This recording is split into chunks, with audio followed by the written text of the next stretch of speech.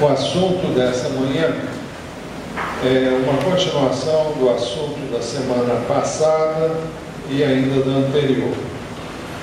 Nós continuamos a ministrar sobre a família e é nossa intenção continuar fazendo isso até o final do mês, e não sei se vamos fazer só até o final do mês. À medida em que formos receber direção de Deus, nós vamos continuar falando sobre esse assunto.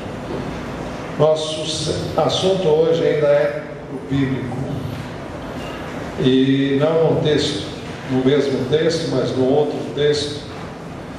E nós vamos hoje examinar 2 Coríntios 6, 14 até capítulo 7, verso 1.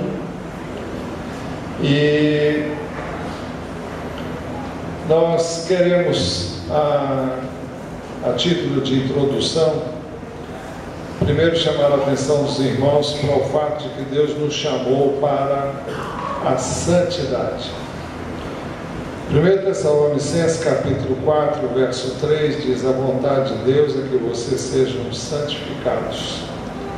Abstenham-se da imoralidade sexual, porque Deus não nos chamou para a impureza, mas para a santidade. Esse texto nós examinamos bem pormenorizadamente nas duas últimas semanas, e ele é claro em dizer que a vontade de Deus é que nós sejamos santificados. Já temos dito aos irmãos que a palavra santificado significa que nós sejamos separados para Deus, para vivermos para Deus, para servirmos a Deus, para agradarmos a Deus, fazermos aquilo que agrada a Ele. O texto no verso 7 diz: porque Deus não nos chamou para a impureza, mas para a santidade. O texto é 1 Coríntios 1, 2, quando o apóstolo, escrevendo à igreja de Corinto, diz assim: a igreja de Deus que está em Corinto, aos santificados em Cristo Jesus e chamados para serem santos. Nós fomos santificados, separados, quando cremos em Jesus, e fomos santificados através da sua morte, através do seu sangue derramado por nós, e fomos santificados nele, mas fomos chamados para sermos santos. Hebreus 12, 14 diz que sem santidade ninguém verá o Senhor. Esforcem-se para viver em paz com todos e para serem santos. Sem santidade ninguém verá o Senhor. É um engano muito grande. As pessoas dizem muitas vezes: eu estou salvo, Cristo morreu por mim e eu estou salvo. É verdade, mas se você é salvo, você não vai viver uma vida de perversão, de pecado, de transgressão. Não é coerente que um salvo permaneça na prática do pecado.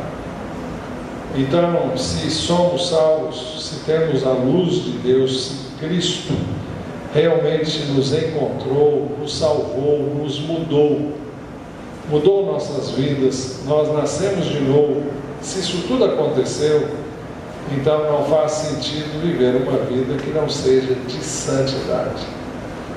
Então, a questão da santidade não é uma opção, não é uma coisa que eu posso fazer ou não, não é algo que eu posso escolher ser ou não.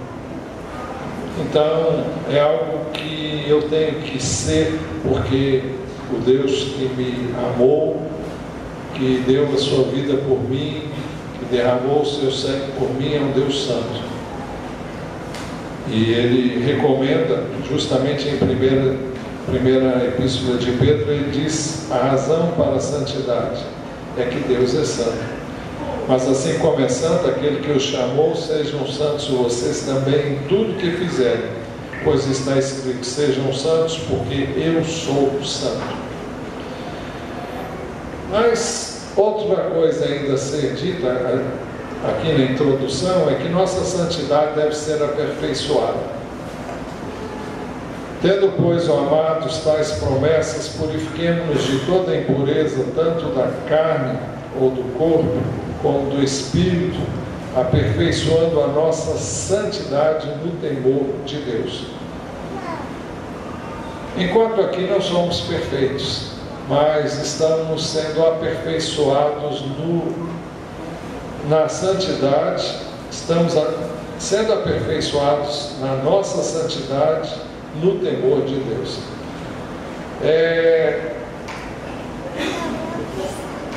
Esse aperfeiçoamento se dá à medida que nós conhecemos a Deus, conhecemos a palavra de Deus. Quanto mais eu conheço, mais eu sinto a necessidade de ser melhor hoje do que fui ontem, de ter atitudes mais coerentes com aquilo que Deus é.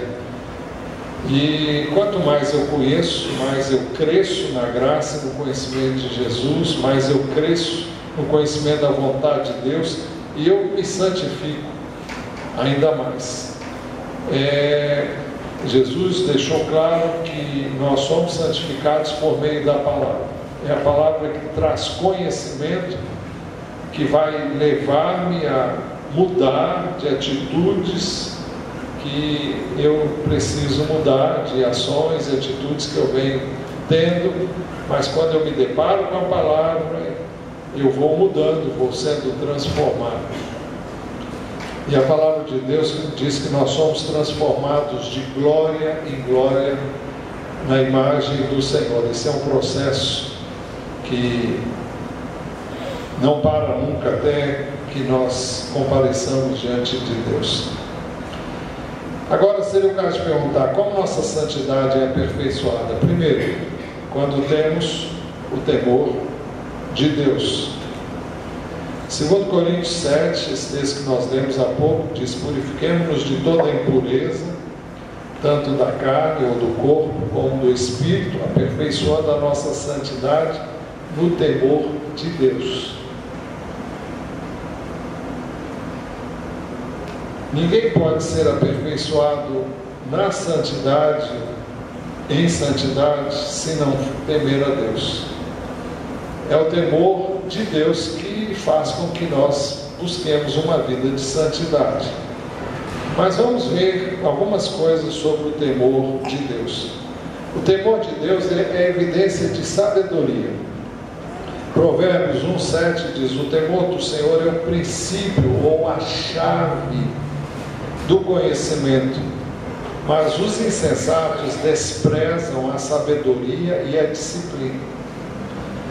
Na realidade, o texto está dizendo que o princípio, a chave do conhecimento é o temor de Deus.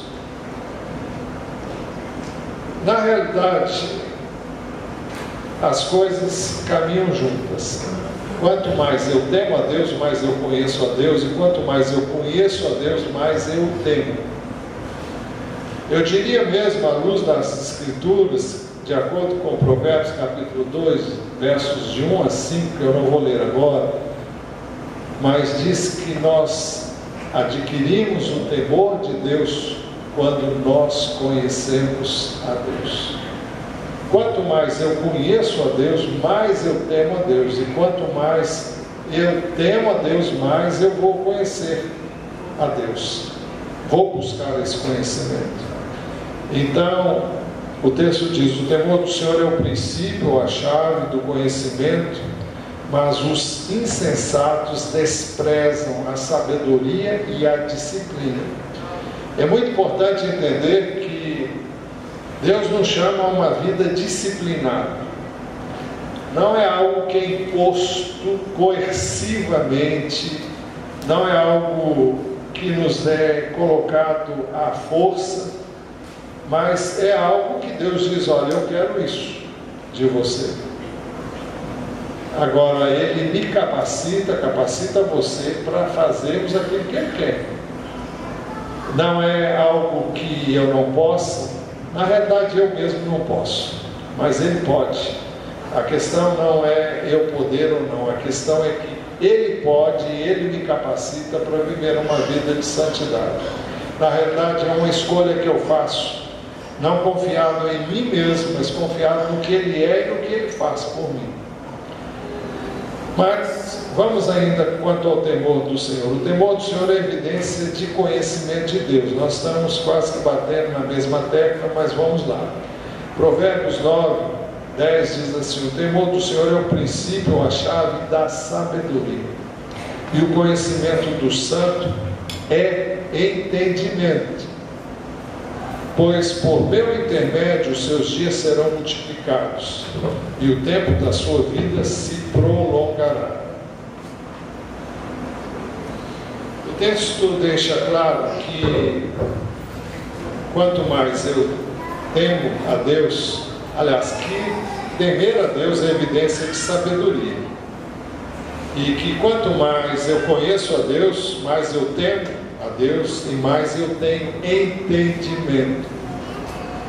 A vida cristã não é uma questão de você fazer porque todo mundo está fazendo, porque a Bíblia diz para eu fazer, mas eu não estou entendendo. Não é nada disso.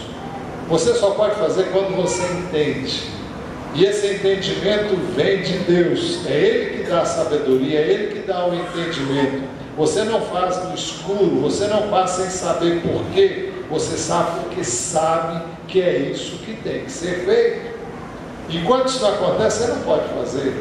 Você não pode viver uma vida de santidade enquanto você não entende que Ele é santo, enquanto você não entende que Ele quer isso não para alguma satisfação pessoal dele com Deus, mas porque Ele quer abençoar você. E Ele sabe que você só pode ser abençoado se você pautar a sua vida por princípios que Ele estabeleceu para te abençoar. Esses princípios funcionam sempre que nós nos colocarmos em prática. Muito bem, mas o temor do Senhor consiste em odiar o mal. Esse é um dos textos mais claros que definem o que é o temor do Senhor. Temer o Senhor é odiar o mal. Quem teme a Deus odeia o mal. É a única coisa que o homem, que o cristão deve odiar, é o mal. Temer o Senhor é odiar o mal. E o texto continua dizendo: odeio o orgulho e a arrogância, o mau comportamento e o falar perverso. Em outras palavras, tudo aquilo que é mal, eu devo odiar. Eu não devo odiar a pessoa que pratica o mal, eu devo odiar o mal que a pessoa faz,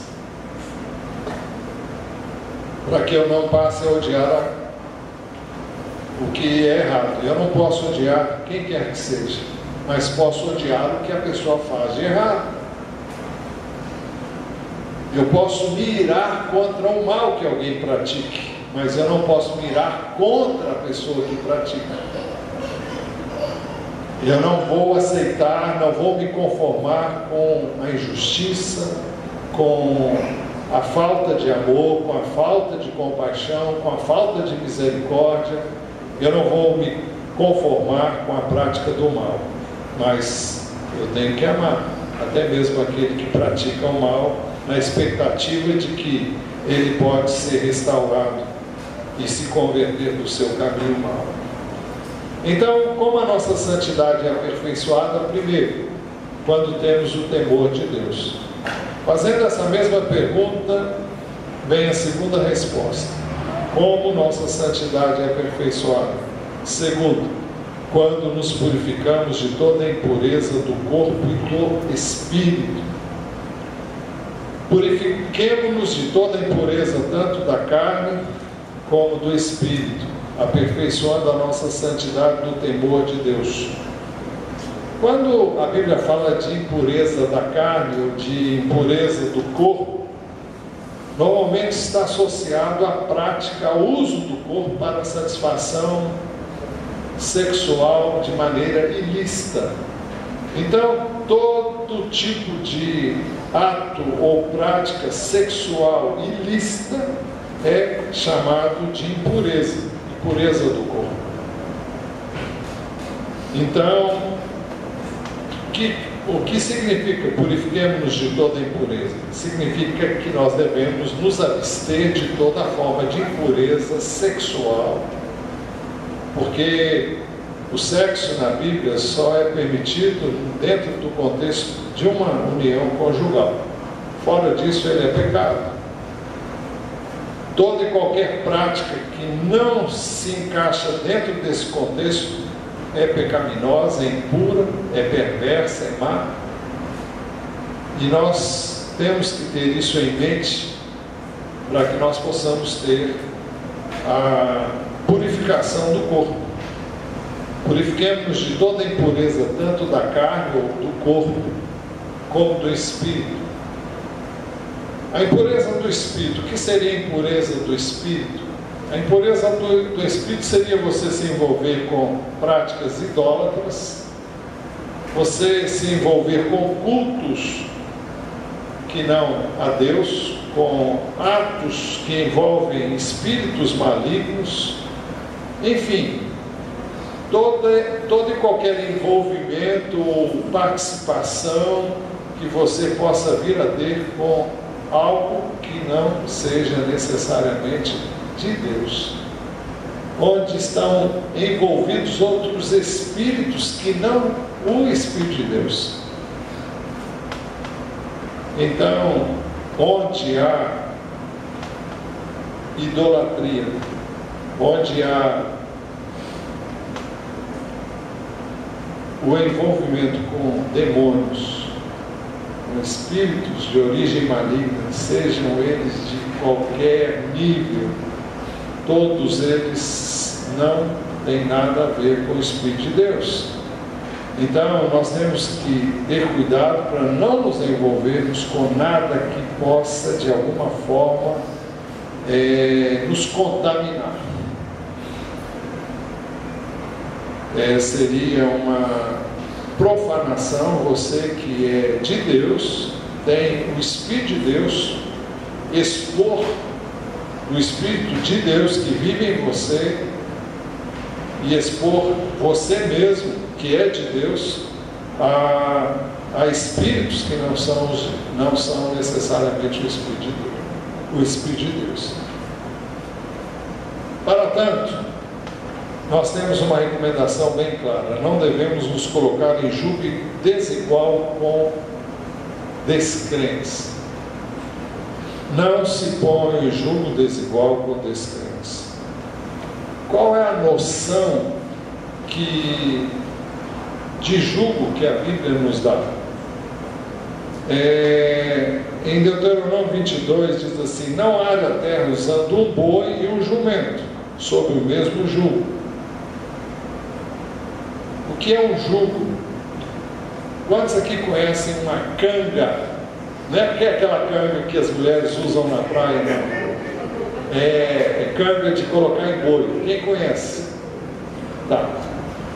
A canga, ela é caracterizada por uma peça reta. Aliás, nem sempre é reta. Às vezes ela faz uma curva assim e ela tem depois uma haste que desce, outra aqui e uma outra do lado. Então, aliás, às vezes são 4, 2 daqui e 2 na outra extremidade, porque através disso aquelas 2 partes se encaixam no pescoço do boi e se encaixam no pescoço do outro boi que vai arar junto com ele. Para que esse processo funcione, eu sei que ele hoje é arcaico, eu sei que ele hoje é quase, não se usa mais, a não ser em pequenas propriedades onde as pessoas aram a terra de maneira ainda antiga, mas para que a canga funcione, o jugo funcione e os bois trabalhem juntos e possam produzir o que se deseja através deles, é necessário que os bois sejam de tamanho igual, tenham força igual, tenham saúde igual, para que eles possam romper com as barreiras puxarem aquilo que se pretende, no caso é arar a terra. Alguém vai atrás com um arado e o boi vai puxando, e a terra vai sendo revolvida, a terra vai sendo preparada para o plantio, depois então poder se lançar ali a semente. Mas é impossível um boi fazer isso com o jumento. Por quê? Porque eles têm tamanhos diferentes, eles têm características totalmente diversas. Então a canga, o jugo, não vai se ajustar. O menor vai se sentir incomodado, que vai machucar tanto um quanto o outro, vai ferir, vai sangrar e não vai dar certo. Então não are a terra usando um boi e um jumento sobre o mesmo jugo. Alguém vai dizer, mas será que precisava escrever isso? Todo mundo sabe que não dá certo. Quem trabalha na agricultura soube sempre que isso nunca funcionou. Mas, como disse o apóstolo Paulo, essas coisas não foram escritas só pensando no elementar, no sentido literal, mas sim na aplicação para os nossos dias. Por exemplo, isso se aplica a todo tipo de sociedade ou união. Levítico 19 diz assim: obedeçam às minhas leis, não cruzem diferentes espécies de animais. Por quê? Porque não dá certo. Teoricamente poderia sair um monstro, uma coisa estranha, se você cruzar um animal de uma espécie com outro. Então Deus já disse: olha, não façam isso, não vai dar certo, e não planejei para que fosse assim. Não plantem duas espécies de semente na sua lavoura. Seria plantar o joio junto com o trigo. Eles são semelhantes, mas não são iguais, e não produzem o mesmo fruto, muito pelo contrário.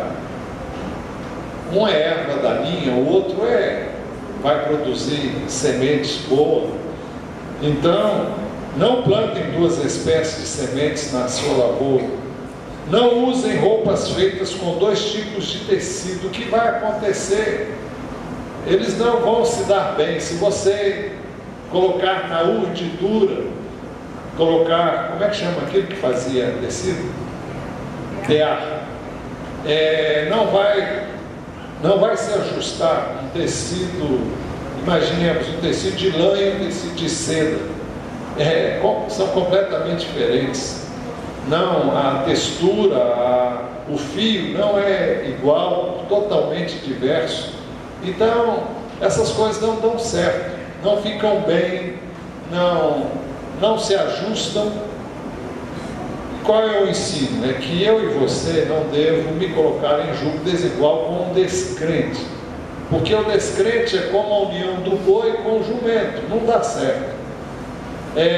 O descrente é como se você juntasse espécies diferentes de animais, tentando cruzá-los. É como se você plantasse duas espécies de semente no mesmo lugar. É como se você tentasse tecer tecidos diferentes. Não vai dar certo.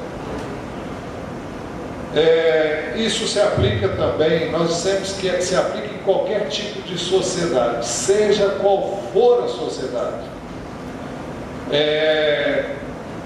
Eu lembro quando era criança, meu pai, ao longo da vida dele, teve uma época em que ele tinha negócios por conta própria, mas teve uma época que ele teve de associar-se com uma outra pessoa. Ele não conhecia do negócio e ele tinha uma alfaiataria, e a alfaiataria pegou fogo, ele ficou sem nada, e uma pessoa se ofereceu para começar um negócio com ele, e era um negócio de chocolate. E ele começou, mas ele não entendia muito sobre o assunto, e a coisa foi dando certo até certo ponto, até que ele começou a descobrir que a pessoa não era honesta, que a pessoa armava de todo jeito e tinha muito cambalacho, muita mutreta Acho que você sabe o que eu estou dizendo. Então, meu pai foi ver que aquela sociedade não daria certo. Então ele fez das tripas coração, fez o que podia e o que não podia para sair fora daquela sociedade. E ele saiu fora. Ele saiu, comprou a outra parte, o cara foi lá e montou um negócio praticamente do lado dele e começou a fazer propaganda contra ele. Olha, mas pela graça de Deus, meu pai rompeu, foi em frente, prosperou.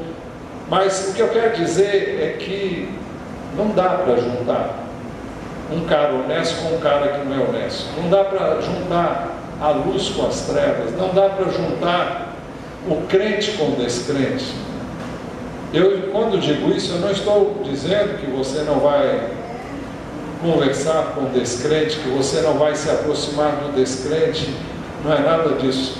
Nós estamos aqui no mundo para justamente ser luz, trazer luz aos que estão em trevas. Estamos aqui para estender as mãos às pessoas que querem sair de uma vida errada para uma vida com o Senhor. O nosso papel é amar essas pessoas, acolhê-las, mas nós não podemos ter intimidade com essas pessoas. Elas não podem ser pessoas da nossa confiança, da nossa confiabilidade. Não são pessoas para quem eu vou abrir o meu coração, não são pessoas para quem eu vou viver com elas, não são pessoas para que eu me case com elas, não são pessoas para que eu tenha uma estreita relação com elas. Por quê? Porque isso traria problemas para mim e não vai ajudar a outra pessoa a ter esse tipo de relacionamento com ela. Jesus sempre esteve onde estavam os pecadores, mas quando Jesus esteve com os pecadores, ele levou a eles a luz que havia nele, e todos os pecadores perceberam que ele era diferente deles, e eles quiseram e sentiram o desejo de ouvir de Jesus e de ter uma vida diferente, e muitos se converteram como resultado desse trato com Jesus. Então Jesus foi ali para fazer a diferença e não para se ajustar a eles, não para se juntar a eles para algo, para um empreendimento. Não, isso não existe, isso não pode acontecer. Acontece, mas normalmente para desastre na vida de quem escolhe esse caminho. O texto diz: não se ponham. Aliás, antes disso, nós vamos pensar no namoro e no casamento. Amós 3:3 diz assim: duas pessoas andarão juntas se não estiverem de acordo. Eu sempre disse ao longo da minha vida, aqui nesse púlpito, que uma das coisas mais difíceis é a relação no casamento. Então, se você busca para casar-se com uma pessoa que é incrédula, que não conhece o Deus que você conhece, a tendência vai ser você ter muitos problemas. São duas cabeças totalmente diferentes. Faz uma diferença muito grande entre uma relação com uma pessoa que tem o Senhor e que teme o Senhor, e uma pessoa que não tem o Senhor e não teme o Senhor.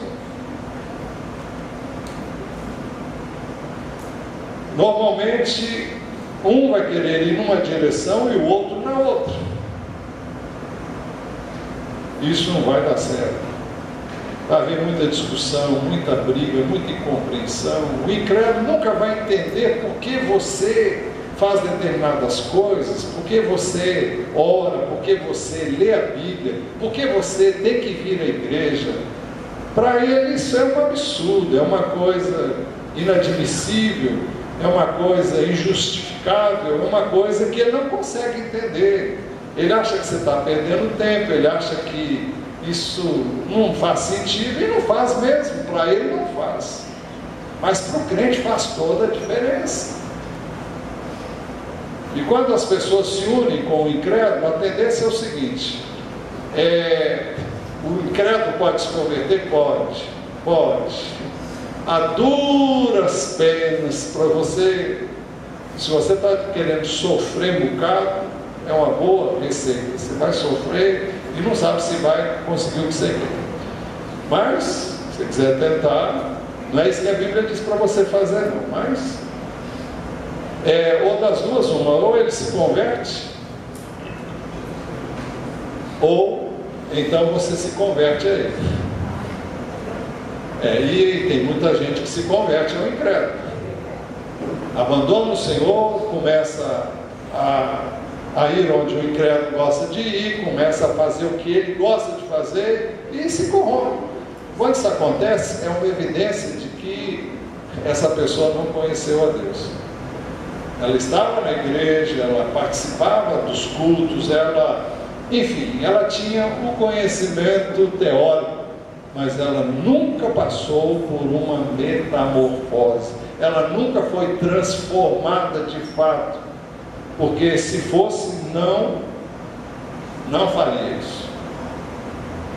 A Bíblia diz: saíram de nós porque não eram dos nossos. Se fossem dos nossos, teriam permanecido conosco. Todavia eles se foram para que ficasse manifesto que nenhum deles era dos nossos. Está na 1 de João. Eu não sei o endereço não, mas é logo ali no início. Bem, 2 Coríntios 6,14 diz: não se põe em julgo desigual com descrentes. Lá em cima. Quem são os descrentes? Os que não creem em Jesus, os que não temem ao Senhor. Onde estão os descrentes? Primeiro, eles estão em todo lugar, no mundo. Eles declaram não crer em Deus. Diz o tolo em seu coração: Deus não existe. Por que ele diz que Deus não existe? Porque se ele declarar que Deus existe, ele tem que saber que ou ele anda direito, ou então lá no final da linha ele vai ter que prestar contas a um Deus que é justo e que é santo. Mas se ele disser Deus não existe, então ele pode fazer o que ele quiser, não vai ter nenhum problema, porque Deus não existe mesmo. Então, para ficar bem com a sua consciência, ele diz: Deus não existe. Eles não confessam Cristo publicamente. 1 de João 2,22 diz assim: quem é o mentiroso, senão aquele que nega que Jesus é o Cristo? Esse é o anticristo, aquele que nega o Pai e o Filho. Todo aquele que nega o Filho também não tem o Pai. Quem confessa publicamente o Filho tem também o Pai. Veja aqui, quem é mentiroso, senão aquele que nega que Jesus é o Cristo. Esse é o anticristo, aquele que nega o Pai e o Filho. Todo que nega o Filho também não tem o Pai. Quem confessa publicamente o Filho tem também o Pai. Nós estamos falando de uma mera confissão formal. Você crê em Jesus? Eu creio. Eu creio que grande parte da população brasileira crê em Jesus. Agora, entre crer em Jesus e ter Jesus como seu Salvador e Senhor, há uma diferença muito grande. Entre acreditar em Jesus e entregar sua vida a Jesus, há uma diferença muito grande. Entre acreditar em Jesus e servir a Jesus, há uma diferença muito grande. Entre acreditar em Jesus e amar a Jesus e colocar nele toda a sua confiança e toda a sua esperança, há uma grande diferença. Entre acreditar em Jesus e ter a sua vida totalmente transformada por ele, há uma grande diferença. Então, nós não podemos nos iludir com aqueles que dizem que creem em Jesus, que acreditam em Jesus. Se alguém está em Cristo, é nova criação, as coisas velhas já passaram, eis que tudo se fez novo. Enquanto isso não acontecer, enquanto não houver evidências, não podemos dizer que alguém é do Senhor, porque diz que acredita no Senhor. Jesus chegou a dizer que muitos fariam até milagres em seu nome, e muitos expulsariam até demônios em seu nome. E o dia que comparecesse diante dele, ele ia dizer: olha, nunca conheci vocês, apartem-se de mim, vocês que praticam a iniquidade. Em outras palavras, Jesus está dizendo: olha, a vida que vocês levaram não tem nada a ver com a minha. Então, eu nunca conheci vocês. Vocês usaram meu nome? Usaram. Tá. Curaram pessoas em meu nome? Tá. Na realidade, não foram vocês que curaram, fui eu que curei, porque vocês usaram meu nome. Mas vocês, eu nunca conheci vocês, não. Vocês nunca tiveram parte comigo.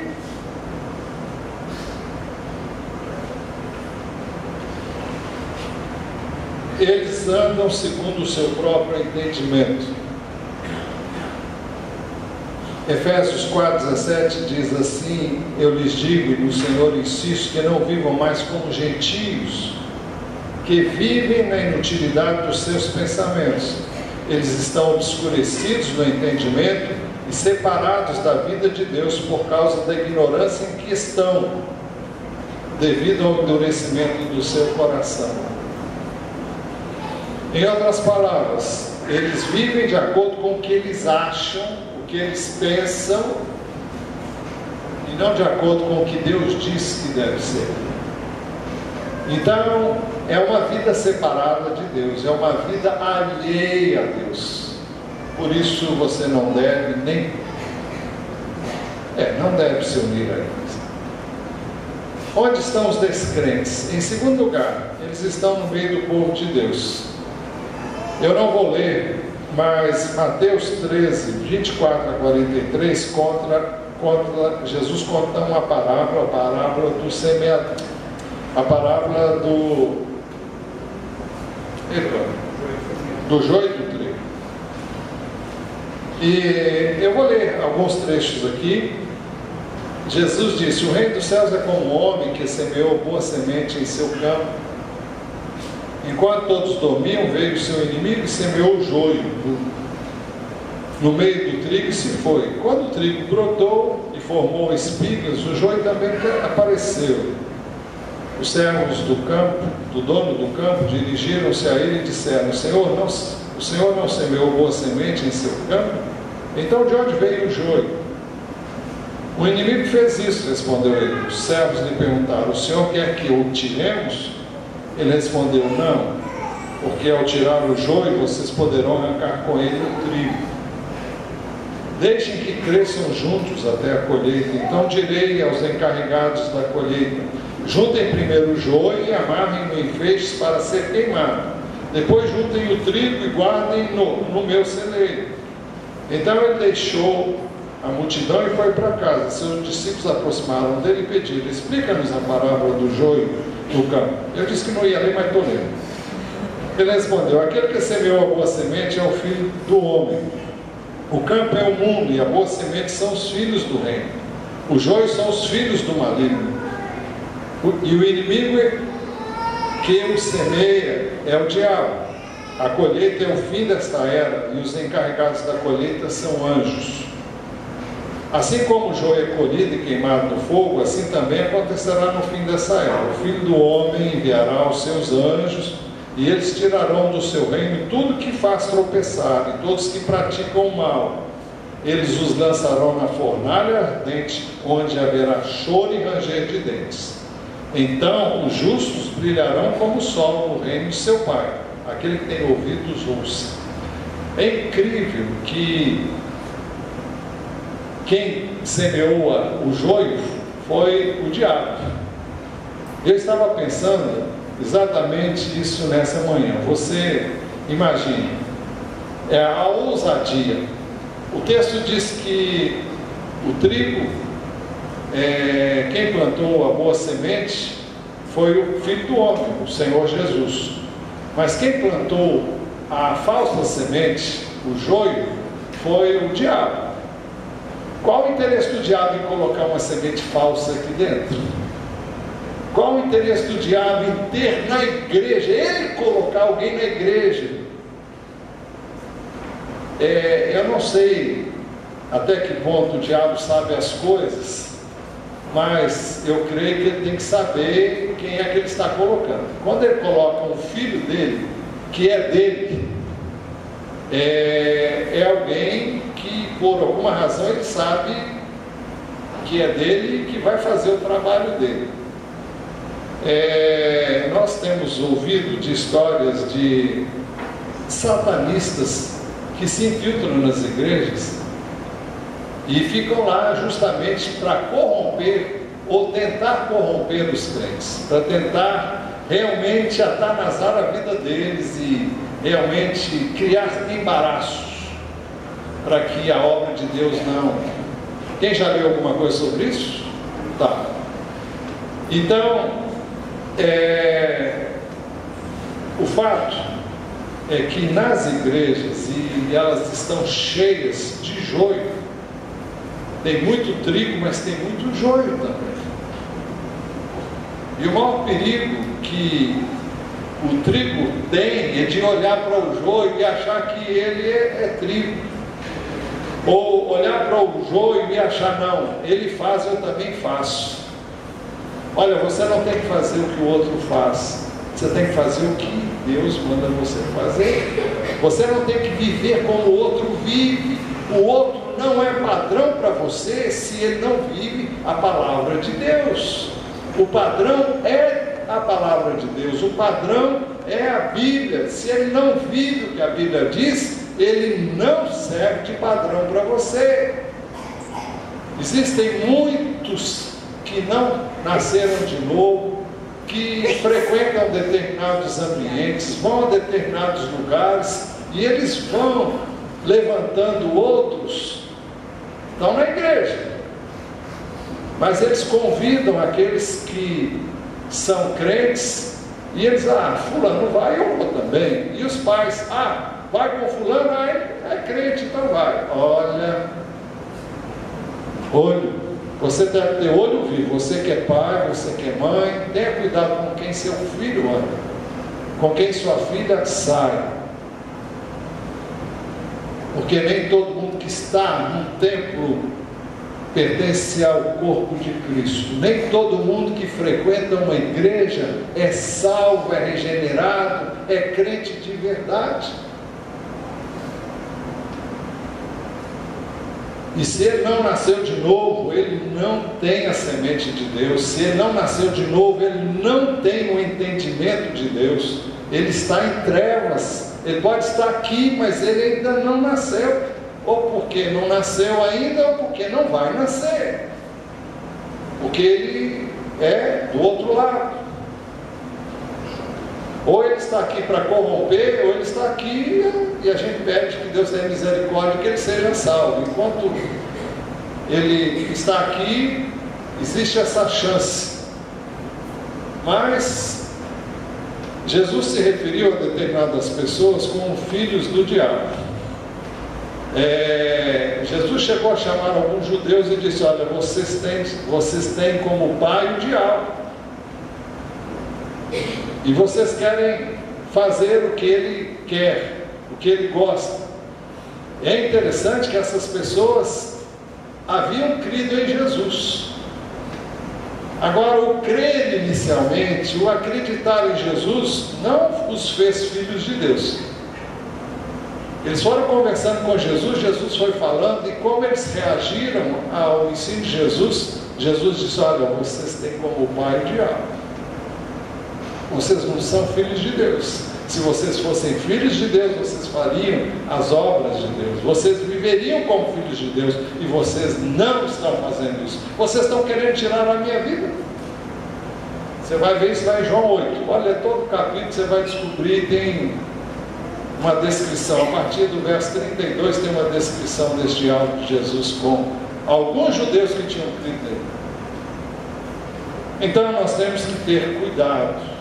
O nosso parâmetro é a palavra, é o ensino da palavra. Tem muitas pessoas da igreja que estão vivendo uma vida igual a de pessoas que não conhecem a Deus. Praticam as mesmas, eles vivem uma vida igual das pessoas que estão no mundo.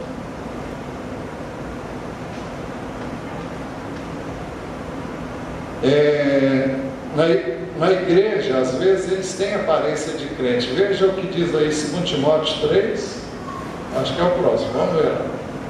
O texto diz: tendo aparência de piedade, mas negando o seu poder, afaste-se destes. Parece santos, parece angelicais, cuidado. A aparência não revela a verdadeira condição. Na realidade, eles gostam mesmo de viver como o mundo vive. Bebem, fumam, usam drogas, têm namoro impuro, têm vida sexual ativa sem serem casados, ou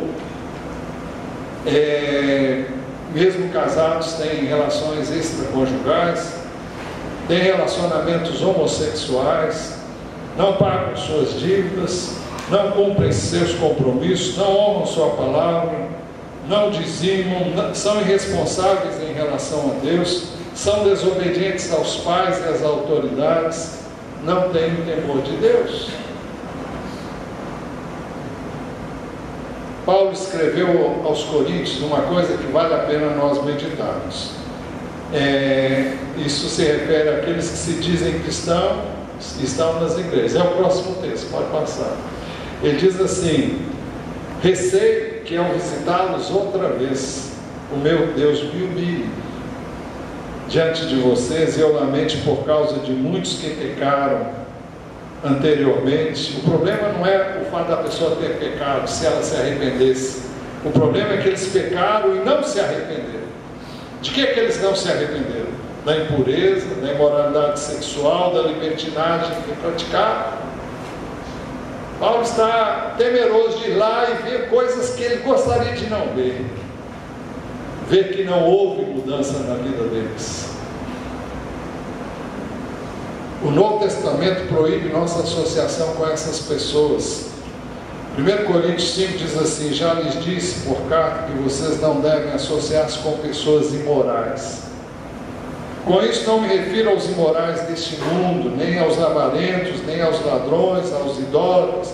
Se assim fosse, vocês precisariam sair desse mundo. Em outras palavras, você, se vive nesse mundo, você compra as coisas de gente que podem ser classificados assim. Você pode comprar numa casa comercial de alguém que é idólatra, que é imoral, que é adúltero.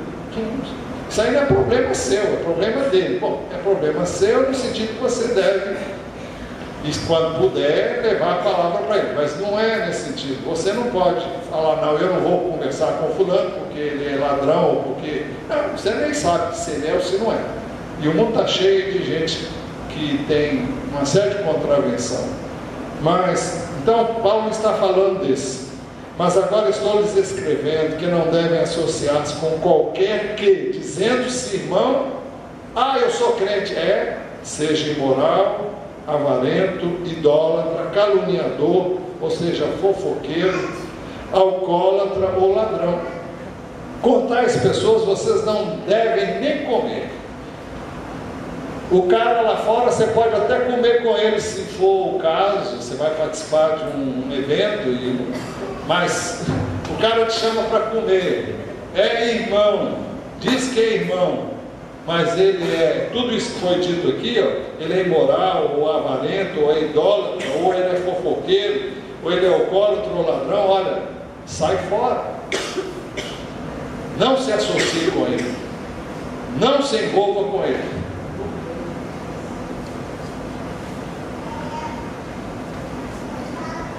Muitos estão na igreja, mas não amam a Jesus, não amam a palavra de Deus, não conseguem ouvir a palavra. Eu já estou terminando. João 8:47 diz: aquele que pertence a Deus ouve o que Deus diz. Vocês não ouvem porque não pertencem a Deus.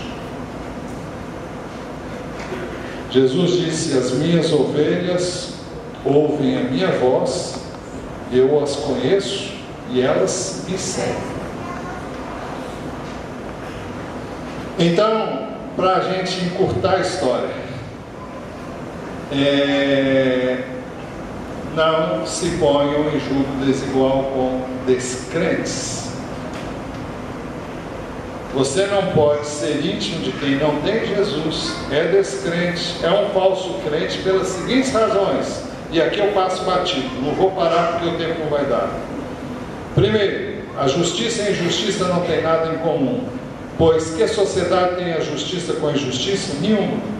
Segunda razão, a luz e as trevas não têm comunhão. Terceira razão, não há harmonia entre Cristo e o maligno.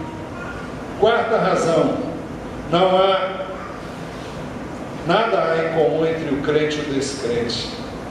E quinta razão, não há consenso entre o templo de Deus e os ídolos. Você é santuário de Deus e você não tem nada a ver com os ídolos. O texto diz que acordo há entre o templo de Deus e os ídolos, que consenso tem o santuário de Deus com os ídolos, pois somos santuário do Deus vivo, como disse Deus. Também a palavra de Deus diz que a união do crente com o incrédulo causa contaminação espiritual. O texto diz: como fonte contaminada ou nascente poluída, assim é o justo que fraqueja diante do ímpio. Depois, a união do crente com o incrédulo causa poluição espiritual. Como fonte turva, é outra versão. E manancial poluído, assim é um justo que cede lugar diante do ímpio. A união do crente com o incrédulo causa degeneração espiritual. O texto diz: não semearás na tua vinha com duas espécies de semente, para que não degenere o fruto da semente que semeaste a messe da vinha. E finalmente, o Senhor prometeu habitar conosco, mas Ele requer santidade. O texto diz: habitarei com eles, e entre eles andarei, serei o seu Deus, e eles serão o meu povo. Portanto, saiam do meio deles, separem-se, diz o Senhor. Não toquem coisas impuras, e eu os receberei. E lhes serei pai, vocês serão meus filhos e minhas filhas, diz o Senhor Todo-Poderoso. Para concluir, Deus nos chamou para a santidade. A nossa santidade deve ser aperfeiçoada.